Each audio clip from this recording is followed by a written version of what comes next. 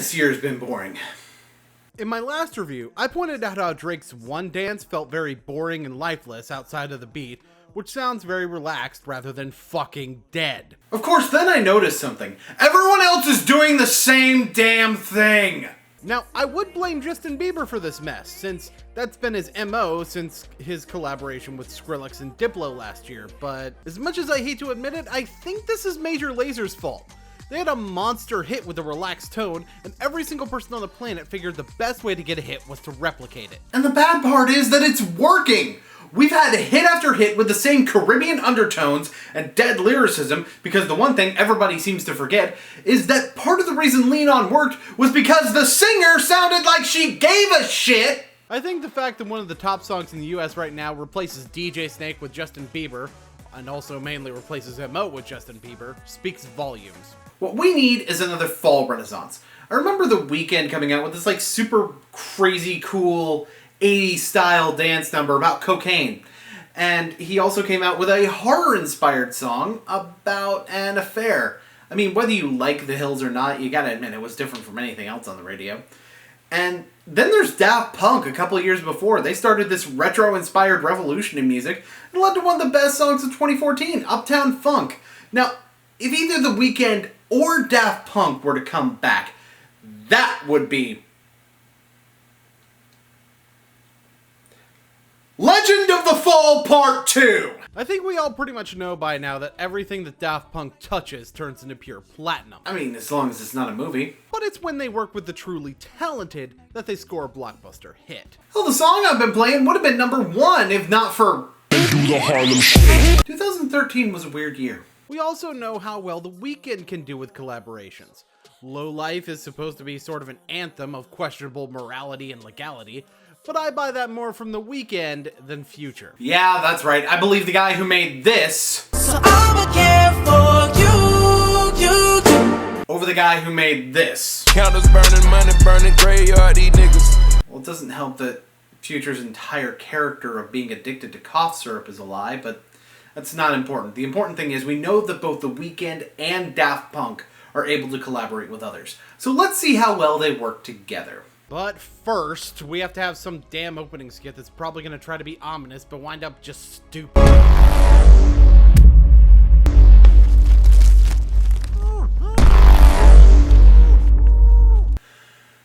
Put 30 seconds on the clock, please. Well, guess the weekend's over. Bet he really can't feel his face now. That's funny, when Fall Out Boy did this, it was because their careers were dead. Weren't you supposed to be the dominant in that 50 Shades song? How'd he fit the bag over his hair? When Ariana Grande told you to love her harder, this is not what she meant. And here I thought it was gonna be cocaine that killed him. Who knew Chris Benoit was so influential? If only this were a Justin Bieber video. And of course, obligatory fake video ending! Let's move on to the beat. It's pretty good. What? You're expecting some sort of super in-depth explanation as to why the beat works? It doesn't sound the same as everything else right now, and it's got that nice deep rattly bass. It just sounds good. I like it. Lyrics. I'm trying to put you in the worst mood. P1 cleaner than your church shoes. Oh, good. It's a song about how much better your life is than mine. Well, to be fair, I'm not sure what I was expecting from a song called Starboy that says in the very first line of the song that he's trying to make the listener jealous. Really point to just to hurt you. See what I mean? Okay, to be fair, I do like that he goes in a specific direction with the bragging to add a little bit of cohesion. In this first verse, he's going specifically off of how much better he is than you. Like, very specifically, him being better than you. In the second verse, he also goes in a different specific direction with what he's bragging about. I actually like that he did that. It gives it a little bit more depth. As much depth as you can really squeeze out of a brag song. I almost said brag rap, but it's not a rap. Cut this. The bridge doesn't use the theme and instead uses some clever wordplay, which is always a good way to brag. And then the chorus happens and... I'm sorry, but were they going for unintentionally funny? I guess it wouldn't be unintentional then, would it? But seriously, this is meme-worthy. I could honestly see somebody, I don't know, posting a video of them dancing in an inappropriate situation while this song plays, something like I'm a motherfucking Starboy. 2013 with a strange year. They could even start it in this video. Just have the Weeknd take that cross into the other room, destroy some of the display cases, then dance on the broken... He's about to do exactly that, isn't he? Look what you done. I'm a motherfucking Starboy. Alright, but seriously, despite how repetitive this chorus is, I actually enjoy it. It's not perfect, but I'm not listening to the Weeknd for his hooks. The biggest difference between this and the stuff that I don't like that's repetitive is that this is enjoyable to listen to the first time around. See, that's one of the big differences between this and, say... Get the fuck out of here.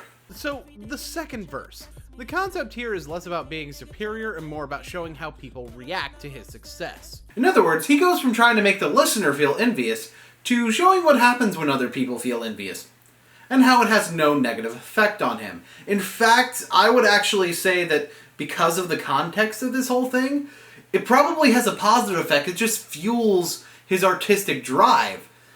That's not something he explicitly says in the song. That's just me logically moving from point to point in order to come up with a conclusion. Now, the third verse doesn't use any sort of concept to tie the bragging down, which is perfectly fine, but I want to note the lines that start this verse. Let a nigga Brad Pitt, legend of the fall, took the year like a bandit. He's not wrong. Last fall, he kind of just swept in and took over. I called it the year of the Weeknd for a reason, you know. And the thing is, he's got another album coming out in October, and this is the first single from it. And it's already at number 3 when it's only been on the charts for 2 weeks. I think history might be about to repeat itself, and you know what? I'd be fine with it. Because the music industry needs a kick in the ass, and maybe music executives realizing that copying another song isn't the way to make a hit, isn't a way to really make a hit that people are going to gravitate to for long periods of time, is the way to go about that kick in the ass.